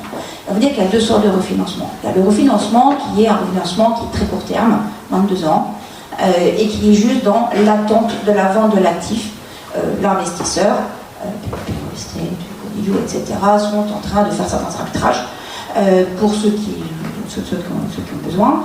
Et donc, on attend ça. Donc là, on accompagne en fait le refinancement. Et objectivement, sur cela, sur tout ce qui est court terme, à part demander de respecter le décret tertiaire qui juge la loi, on n'est quand même pas très regardant, très franchement. Et je pense que personne ne l'est vraiment aujourd'hui chez les financeurs. En revanche, quand on est sur un refinancement sur du plus long terme, parce que l'investisseur se réinscrit dans une détention long terme, alors quand je dis long terme, en immobilier, c'est très souvent en 5-7 ans maximum, quand même sur ce type d'investisseur, et bien à ce moment-là, on va être beaucoup plus regardant. Et on va être très regardant, et comme on a parlé des 7.1, 7.2, 7.7, donc là c'est de l'exploitation. Donc dans l'exploitation, il faut, pour qu'on puisse être taxonomy compliant, il faut qu'on soit avec des TPE, autant dire qu'il y en a quand même très très peu sur la place qui sont comme ça. Donc on va chercher beaucoup qu'est-ce que vous allez faire comme CAPEX de rénovation pour essayer d'aller chercher l'alignement taxonomique du 7.2 pour la partie rénovation.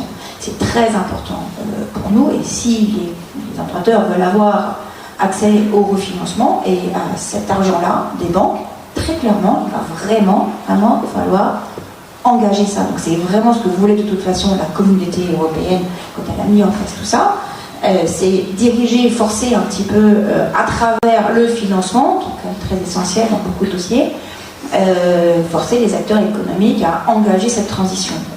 Et clairement, on va vraiment vers ça. Nous, vous allez voir que quand toutes les banques vont avoir publié leur green asset ratio, donc comme l'a dit tout à l'heure, c'était clair en Constance, quasi 100% de l'immobilier est éligible. Donc ça veut dire que quasi 100% de nos financements sont éligibles à la taxonomie. En termes d'alignement, le green asset ratio, c'est de l'alignement. Quand on parle d'alignement chez nous, au niveau du green asset ratio, c'est l'alignement total. Et qu'est-ce qu'on appelle total? C'est à la fois le critère substantiel, les DMSH et les minimums de safeguard. Donc en fait, être capable de collecter les preuves sur tout ça, effectivement, comme vous êtes dedans, c'est extrêmement compliqué. Donc, on va tous avoir des gares extrêmement faibles. Donc quand nos directions générales vont toutes se rendre compte qu'en immobilier, pourtant on est éligible, mais on est aligné seulement à quelques petits pourcents, et à un moment donné, on ne peut pas avoir des ambitions RSE extrêmement fortes, non seulement vis-à-vis de nos clients, mais aussi vis-à-vis de notre régulateur, et puis publier des green asset ratios qui vont être à moins de 10%. Enfin, il va y avoir une dichotomie là qui ne va pas fonctionner. Donc on va certainement avoir, je pense que c'est plutôt du deuxième semestre 2024, des obligations au niveau de nos directions générales qui vont nous dire le stock, faites ce que vous pouvez sur le stock, collectez la donnée pour essayer d'améliorer la chose. Et puis, de toute façon, le stock il est comme il est, on ne peut pas obliger les emprunteurs à faire des choses. À un moment donné, le contrat de financement, il est comme il est. Si on n'avait pas prévu sur les opérations qui sont de 2007, 2008, 2009, c'était pas prévu tout ça. Donc on ne peut pas obliger les clients à faire. En revanche, sur du new money ou sur du refinancement sur du plus long terme, on va être extrêmement exigeant. C'est évident. Donc on va vraiment diriger vers des opérations qui seront, alors pour nous c'est très important à l'alignement taxonomique, mais au-delà de ça, évidemment des prêts tertiaires, et puis qu'on va considérer qu'ils seront liquides sur le marché de l'investissement de demain. Parce qu'en fait, il faut qu'on soit remboursé, et nos financements, ils sont quasiment tous in fine, d'où des loan to value qui sont de l'ordre de 50-60%, qui aujourd'hui sont très chahutés, parce que la crise pour nous, le chahut, c'est aussi ça, c'est qu'il y a une très forte dégradation des valeurs. Qui dit dégradation des valeurs dit notre collatéral en termes d'hypothèque, il se dégrade. Voilà, notre taux hypothécaire il est moins bon qu'avant. Quand on était à 50% de loan to value, aujourd'hui l'équivalent il est plutôt à 70%. Et ça va continuer à monter. Je me dirige vers la question de les valeurs qu'on continue à laisser. Donc ça veut dire que tout l'argent que nous on met à disposition, en fait on nous alloue des fonds propres associés au secteur de l'immobilier. Cet argent, il va être, quand même un peu mangé, en fait, voilà, le fonds propre va être un petit peu mangé par l'adaptation aux valeurs. Donc en fait, quand on a une hypothèque qui vaut 50% de la valeur, quelque part demain, quand elle vaut 70, on va mettre plus de fonds propres en face. Hein. Donc tous ces fonds propres que l'on va mettre de côté pour pouvoir gérer la crise, on ne pourra pas la mettre dans les nouveaux financements. À un moment donné, l'argent n'est pas extensible non plus dans les banques. Donc c'est aussi, d'où encore plus ça, dirigé vers ceux qui nous permettront, d'assurer la liquidité demain de nouveaux financements et de pouvoir remplir nos obligations de reporting pour avoir quelque chose d'un petit peu meilleur que nos moins de 10% qu'on aura tous probablement à la fin de l'année. Merci Priscilla, c'est très clair. Il va y avoir moins d'argent pour les nouveaux financements vers des actifs moins bons, ça c'est clair. Néla, Jean-Éric, sur les capex que vous mettez dans les immeubles, est-ce que vous avez une vision un peu plus claire, parce que je sais que c'est pas simple du tout pour dire un petit peu quelle ampleur ça a. Est-ce que c'est beaucoup, quelle ampleur ça a par rapport à, par exemple, à une valeur de patrimoine sous-jacente. Et la deuxième question qui relie la question sur la marge pour les promoteurs, est-ce que quand on applique tout ce qu'on a à faire en termes de stratégie ESG, est-ce que la rentabilité, elle est impactée, est-ce qu'elle est moins forte ou pas? Je dirais que c'est une question de volume. Donc les travaux dont on parle et les CAPEX, ce ne sont pas des travaux qui sont réalisés sur la prochaine année. On les prévoit évidemment sur 10 ans, donc la rentabilité à long terme n'est pas impactée. En revanche, sur des petits véhicules qui sont un petit peu plus... où le PNL est un peu plus délicat, oui, les coûts ont un impact sur la rentabilité. C'est clair et net. En revanche, on doit les faire pour garantir la liquidité des actifs, encore une fois. Donc on ne peut pas se dédouaner et ne pas les faire. Donc rentabilité long terme, non, pas d'impact. À court terme, un peu, oui, sur des petits véhicules. Oui, en fait, nous, on est sur des pas beaucoup de petits véhicules, donc quelques-uns sur Covivio et GP, mais sinon, le principe, c'est d'avoir déjà une première approche. Est-ce qu'on peut être compatible ou pas avec une trajectoire à 1,5 degrés? Si oui, dans quelles conditions? Concrètement, quelle est la marche à gravir ou la marche à suivre, puisqu'effectivement, ça serait dans du long terme, on est sur des séquences 2030, 2040 et plus. Et donc ensuite, c'est une double lecture, à la fois niveau portefeuille et niveau asset, pour pouvoir, immeuble par immeuble, savoir quel sera le bon chemin pour être compatible. Alors, on travaille aussi avec des baux qui pourront être de long terme, minimum un résidu de 6 ans, mais souvent c'est une bail de 9 ans, voire de 12 ans. Donc aussi, c'est à la faveur de libération d'immeubles qu'on pourra faire des travaux conséquents et mettre l'immeuble au meilleur niveau. Après, la batterie de levier pour améliorer la performance énergétique du carbone, elle est importante. Certains ont été cités tout à l'heure. Il y a la maintenance d'exploitation, il y a le mode d'occupation de l'utilisateur final, il n'y a pas que les travaux. Donc c'est pas qu'une histoire de travaux, il y a beaucoup du reste. Avec la démarche de sobriété nationale qui a été lancée à l'automne l'an passé, on a eu beaucoup de recalages, de travaux qui ont été faits très concrètement sur le terrain et qui vont rester profitables aussi dans la durée. Il y a déjà eu pas mal d'analyses et de recalages qui avaient été faits, mais là on a senti qu'on avait vraiment passé un cap aussi en faisant beaucoup mieux passer le principe de 19 degrés en hiver et du 26 degrés en été, qui pendant des années était un écueil et finalement a pu connaître quand même un certain succès depuis une année. Donc tout ça mécaniquement en fait joue aussi en faveur de la réalisation de nos objectifs. Maxime, la question sur les marges. Est-ce que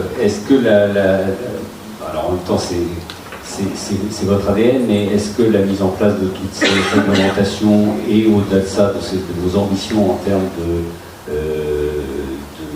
performance environnementale, est-ce que ça amène à des marges plus faibles?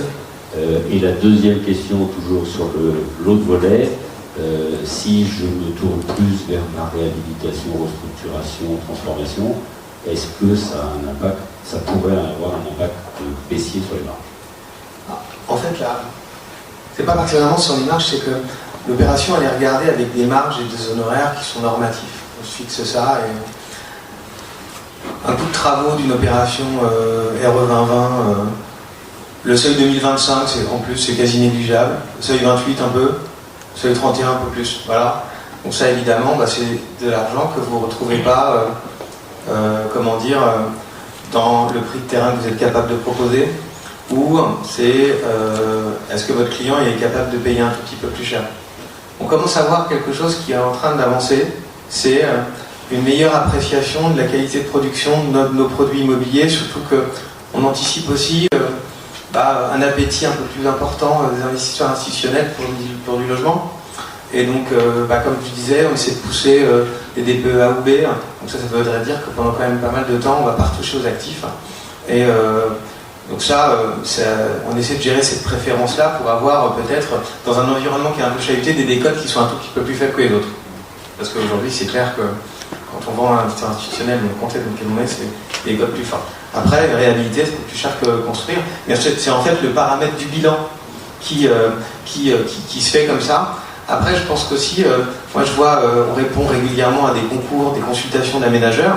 Ils nous mettent des ambitions environnementales qui dépassent le cadre de la réglementation, qui sont parfois corrélées en plus à des chartes logements qui sont parfois très exigeants, en traversant évidemment des logements, évidemment, qui poussent en tout cas à certains compartiments de qualité dans le logement. Ça coûte plus cher, mais simplement, c'est les règles du jeu en fait. Soit vous savez le faire, soit vous ne savez pas le faire. Et moi, ce que je trouve intéressant, c'est que ce travail préparatoire-là, ça nous permet, nous, de faire une opération RE 28 ou RE 31 au meilleur coût qui existe aujourd'hui. Quelqu'un, par contre, qui va commencer à vouloir d'un coup faire une opération RE 20 et se dire, je vais faire un RE 31, ça va pas être... C'est complexe, quoi. Et après, parce qu'on a cette expérience d'avoir conçu dès le départ des opérations qui sont bas carbone avec... pas uniquement la structure, c'est tous les matériaux qui vont avec, et surtout le carbone, c'est de la matière. Il faut moins de matière. Voilà, donc travailler plus finement, peut-être des ratios surface de façade, surface construite. Ça, par exemple, c'est des leviers d'optimisation qui sont très très forts. Si vous ne mesurez pas ça, si vous n'avez pas ça en tête, vous êtes dans les choux. Donc, c'est pour ça que, oui, ça coûte plus cher de construire. Oui, pour autant, si à prix équivalent de sortie, c'est un tout petit peu moins pour le terrain. Après, la question, c'est de savoir, auprès de nos parties prenantes, collectivités, aménageurs, est-ce que cette surperformance environnementale, elle vaut peut-être le petit égard qu'on est capable de proposer, sachant que là, on est fin 2023, le prochain concours en 2024, ça sera des permis 25, donc ça veut dire qu'ils vont nous demander au moins une triennale de plus et 28. Voilà, ce sera les règles du jeu, en fait. On appelle ça licence peu opérée, quoi. C'est ce qu'on croit. Merci beaucoup. Tu as parlé de valeurs. Question sur les valorisations. En ce moment, on voit bien que les valeurs baissent liées, j'ai envie de dire, à l'environnement financier et à l'impact sur les taux de rentabilité. Est-ce que vous voyez la prise en compte plus forte de la partie extra-financière? Alors, la Frexim a travaillé sur une grille spécifique. Comment est-ce que vous voyez ça dans vos expertises, Léna, Jean-Éric? Une prise en compte plus forte, je ne dirais pas. C'est pas le moment. En revanche, si on n'avait pas enclenché tout ce qu'on avait enclenché il y a quelques années, ça aurait peut-être été un frein. Mais soyons clairs, aujourd'hui, la partie environnementale ou autre n'est pas prise en compte dans les expertises. C'est ça la réalité. Donc même si on remplit la grille de la Frexim et qu'on la transmet à nos experts, il n'y a pas d'impact sur la valeur des actifs. Ça, c'est la réalité. Donc il faut faire les choses pour garantir la résilience, la liquidité, c'est du bon sens et on doit le faire, mais je ne vois toujours pas d'impact financier. D'accord.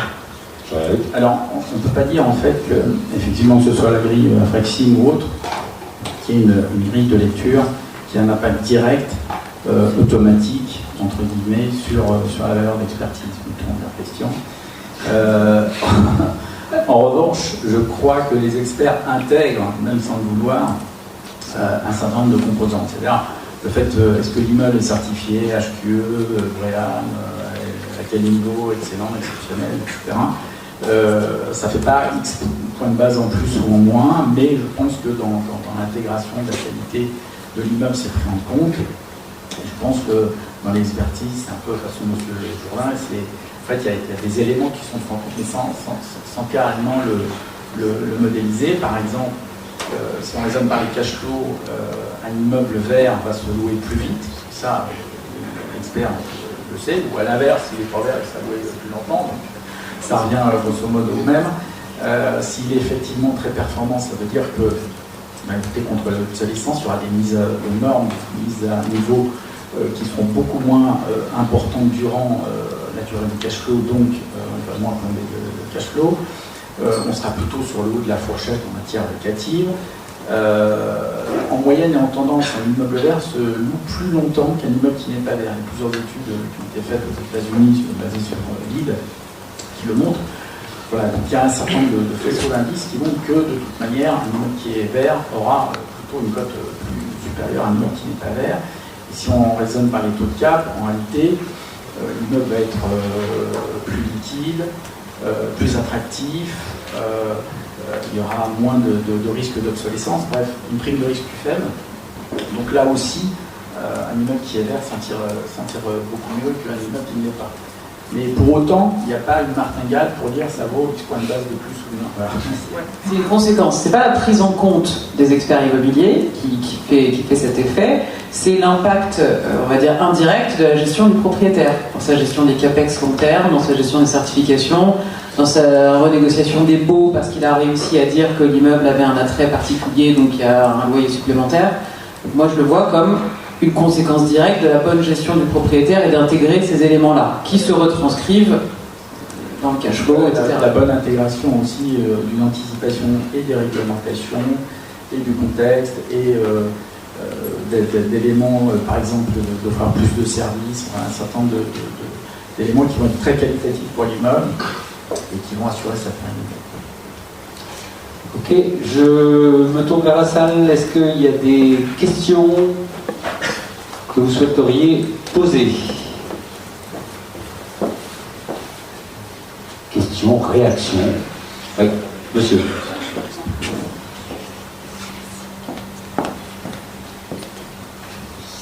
Bonjour, Raphaël Boré du cabinet SIA Partners. Je vous remercie en tout cas pour tous ces éclairages et j'avais une question suite à ce que vous disiez, M. Fournier. Vous avez évoqué le plan de sobriété énergétique et nationale.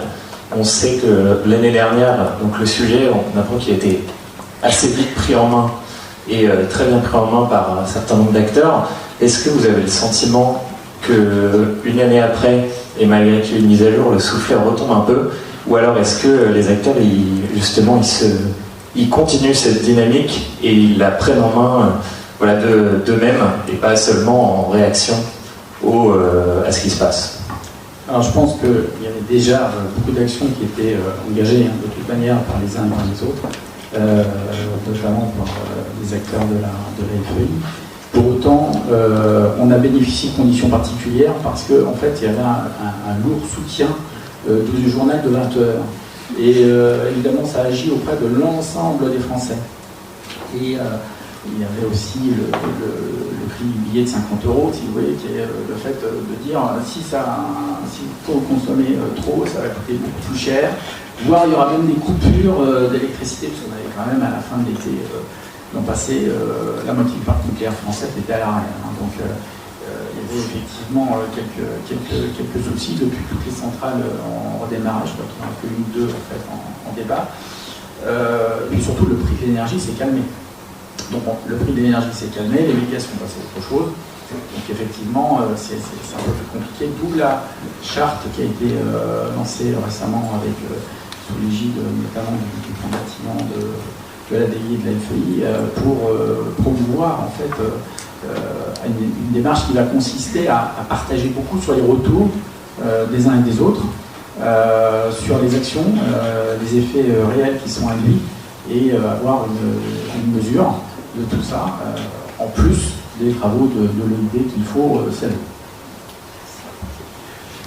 Merci. Autre question, remarque? Christian Robinet, un expert quand même. Oui, je n'étais pas présenté tout à l'heure, bonjour. Je voudrais réagir sur ce qu'a dit Odile tout au début, qui disait je regrette que l'ESG soit intégré à la finance. Et moi je pense que c'est une bonne chose, c'est-à-dire que c'est quand même la finance qui décide, quelque part, et qui décide malheureusement sur le court terme. Et si l'ESG est derrière pour lui prouver la résilience, l'amélioration de la valeur, donc ça les experts il faut qu'ils le prouvent plus tard, mais on travaille dessus. Mais si l'ESG se retrouve avec la finance, en fait, quelque part, ils vont pouvoir donner leur avis, montrer qu'un immeuble résilient a plus de valeur, et tout le monde va y gagner. On va aller vers un immeuble vert, enfin l'immobilier vert, et la finance va le porter. Bon, ça c'est ton avis. Je pense que c'est la seule façon de s'en sortir pour avoir du immeuble vert. Parce que quand on parle de baisse de rentabilité, oui, probablement. Non, je pense que, si tu veux, l'ESG a une dimension stratégique dans l'entreprise. Aussi. Bon. Et à partir de là, le bon rattachement, c'est le rattachement au directeur général, ou en tout cas à la direction générale. On peut pas. Il y a eu différentes expériences, si tu veux, de rattacher l'ESG, soit une direction technique, soit une direction asset, soit, etc. En fait, la chose qui marche bien, c'est d'être attaché à la direction générale. Pourquoi? Parce que faut avoir un poids dans les décisions. Il faut avoir un contrepoids aussi vis-à-vis de certaines directions. Et à mon avis, c'est le seul moyen vraiment opérant, efficace et dans la durée. Merci Jean-Éric. Et je rajouterais que dans ESG, il y a le G, il y a la gouvernance. Et quand on traite ces sujets du G, on s'aperçoit qu'on doit dépendre directement, que ce soit l'anticorruption, l'éthique, tous ces sujets-là, on doit dépendre directement de la direction générale. On ne peut pas dépendre d'une autre ou être associé à une autre direction. Et pour revenir sur la finance, oui, c'est bien le problème que la finance dirige tout aujourd'hui. Oui, mais ça, d'ailleurs, sur la remarque de Guy, une autre remarque, c'est que dans les résultats présentés par le ID,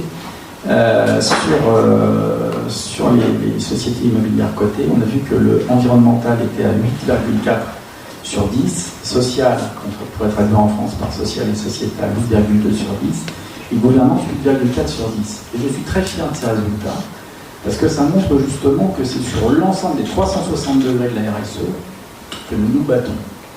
Et alors, on a évoqué le tropisme du carbone et du carbone, hein, effectivement, mais pour autant, pour qu'une politique RSE soit cohérente, ou ESG, comme vous voulez, soit cohérente, il faut bien se battre sur les 360 degrés. Et là aussi, c'est un critère de réponse et de prise de hauteur qui me semble indispensable. Peut-être un petit commentaire sur la finance qui contrôle tout. Ce qui va se passer sur le parc ancien de logement va pas être inintéressant. C'est-à-dire que l'interdiction de location sur les DPE élevés, du jour au lendemain, on vous dit non, vous ne louez pas. Donc là, vous ne louez pas, donc ça veut dire que globalement, les 5 000, 10 000 ou 15 000 ou 20 000 euros de loyer que vous avez envisagé pour l'année, vous ne les avez pas.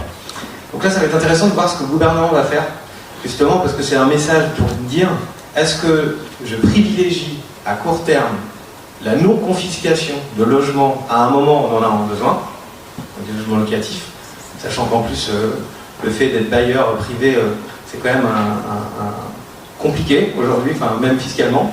Et deuxième sujet, alors ça pour le coup c'est vraiment la performance environnementale qui confisque de la valeur, puisque du jour au lendemain, c'est comme avec une voiture, hein. L'exemple n'est pas bon avec le malus, hein. 400 chevaux thermiques, vous êtes super malusé, 400 chevaux hybrides, vous n'êtes pas malusé, vous avez 500 km de plus la voiture. C'est la même, à peu près, mais donc d'un coup vous avez le droit de jouer, d'un coup vous n'avez pas le droit de jouer. Et ça, la réglementation, normalement, elle permet de faire ça. Par contre, il faut qu'elle soit bien campée sur ses appuis pour pouvoir tenir une position. Et là, ce qui va se passer sur l'interdiction de location des appartements, ça va être un marqueur intéressant si on privilégie l'ultra court terme, ou sinon on continue à avoir une posture un peu de progression sur le long terme. Merci. Moi, je voulais juste réagir sur le ESG. C'est important de regarder tout parce que il n'y a pas que le E, il n'y a pas que les financiers. Et juste pour vous témoigner de ce qu'on fait chez nous, on a créé entre 2021 et tout 2022, on a créé un indice d'impact global chez nous, en fait, au sein de la banque, on a démarré par l'immobilier, mais qui est en train de se diffuser sur l'intégralité des financements de la banque, à la fois aux particuliers et aux entreprises. Et en fait, cet indice d'impact global, il a bien entendu un E, donc avec le carbone, l'énergie, les sources d'énergie, etc. Mais il y a aussi un indice, alors un S et un G, alors c'est surtout du S quand même chez nous, plutôt que du G aujourd'hui. Et dans le S, on implique le territoire. Est-ce que ça, justement, c'est un peu comme ce qu'on a dit tout à l'heure, ce qu'on a vu sur le baromètre, est-ce que le fait de faire ce financement a un impact sur le développement du territoire? Donc le T, pour nous, c'est très important. Et puis l'inclusion, et l'inclusion, ça répond aussi au social. Sur le territoire, on a le développement économique du territoire et également la partie de biodiversité. Justement, est-ce que l'actif qu'on finance, il contribue à l'artificialisation des sols, oui ou non? Est-ce qu'il y a une revégétalisation d'une manière ou d'une autre? Est-ce qu'il y a du retour à la pleine terre en fonction qu'on a des bonus ou des malus? Donc on a cette partie-là, et on a aussi de l'inclusion. Et justement, est-ce que financer cet actif a un impact sociétal que nous, pour l'instant, on a mis entre guillemets uniquement est-ce que ça rend un service essentiel à la population? Et ce sont des critères qu'on essaye petit à petit d'augmenter. Et c'est très important parce qu'on peut être, par exemple, ça va de 1 à 5, notre grille. Le 1, c'est j'ai un impact très négatif, 2, moyennement négatif, 3, j'ai pas vraiment d'impact, donc c'est ni plus ni moins, 4, j'en ai un petit, et 5, j'en ai un très bon. Donc évidemment, aujourd'hui, un financement qui est un 1, quand on fait quand on fait notre petite grille, et qu'on est à 1 ou un 2, enfin un 1, clairement, moi, en tant que responsable d'équipe pour un nouveau dossier, je n'ouvre même pas le dossier. Voilà, c'est niet, dehors, immédiatement. Le 2, je me pose la question, et je vais regarder si potentiellement j'ai une petite question, je vais peut-être pouvoir faire un minimum taxonomique, éventuellement après les travaux, etc. Mais je vous pose la question, toujours est-il que du 1 et du 2, par exemple, sur du refinancement, d'accord, mon choix, on reste là-dedans, ça passe au niveau délégataire supérieur. Donc c'est un comité différent, et c'est un comité au-dessus, pour se dire, de toute façon, est-ce qu'on soit sûr, est-ce qu'on prend vraiment la décision d'aller là-dessus? Donc en tout cas, le E et le S sont vraiment importants chez nous, et l'impact en termes de G, c'est plutôt une question de, c'est quoi la délégation de crédit qui va être associée à mettre en place le financement. Donc ça devient quand même de plus en plus important, et là, on est assez content aussi que justement, ça bouge, quoi. Ouais. On est arrivé au terme de cette conférence. Un grand merci à nos intervenants. On propose des applaudissements.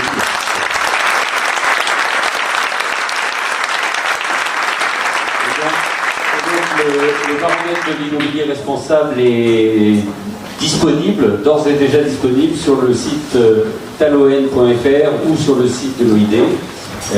Il le sera également sur le site de l'IEIF dans quelques heures, pas minutes, mais heures, quelques heures. Et en tout cas, je vous souhaite une bonne suite de journée. Merci beaucoup.